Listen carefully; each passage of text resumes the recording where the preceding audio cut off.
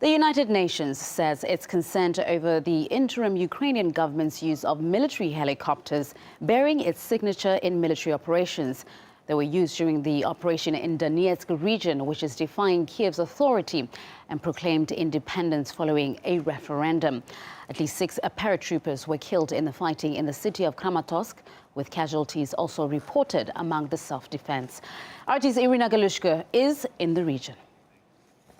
There is a video that was filmed by the crew of the Life News channel, which allegedly shows one of the 3 helicopters involved in the incident around Kramatorsk, and it bears a UN insignia. RT has contacted the United Nations for comment and have gotten a response. Now, according to the organization, the country that has the equipment that has the UN insignia on it is supposed to strip it after the equipment is no longer involved in an official UN mission. Moreover, using the UN identifiers is only allowed on such mission, and the crackdown in Ukraine isn't. And now the Life News crew that has filmed the helicopters earlier came under attack from the National Guard and the Ukrainian army troops. They were caught in the gunfire seemingly when the fighting was over. Luckily, no one was hurt in that incident, and we have contacted the Life News correspondent.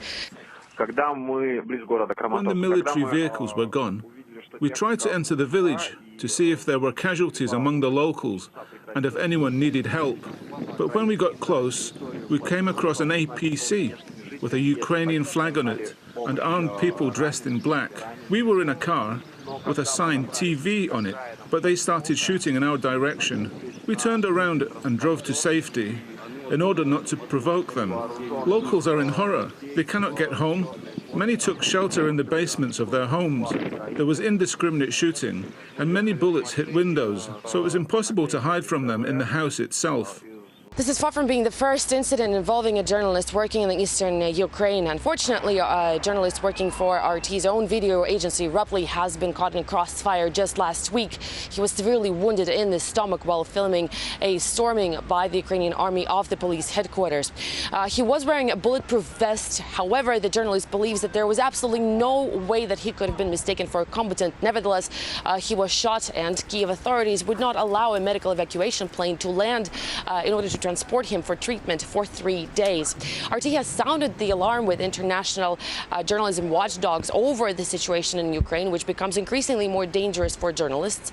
European Federation of Journalists has issued their condemnation, saying that absolutely no violence should be used against people who are only armed with cameras, and that reinforces a previous statement made in relation to the situation with journalists in Ukraine. We are gravely concerned that journalists have become overt targets for the principal factions in the current crisis in Ukraine. Journalists representing outlets from various countries, including the United States and Russia, have been detained or denied entry visas, while others have been threatened and beaten. Reporters for international outlets are treated as intruders, and even Ukrainian journalists are abused as traitors or commodities in kidnap-for-profit schemes. Now, even though the self-defense troops have already said that they're ready to lay down arms if Ukrainian army leaves the region, however, Kiev authorities are insisting that what's happening here is an anti-terrorism operation and have so far refused to withdraw their troops.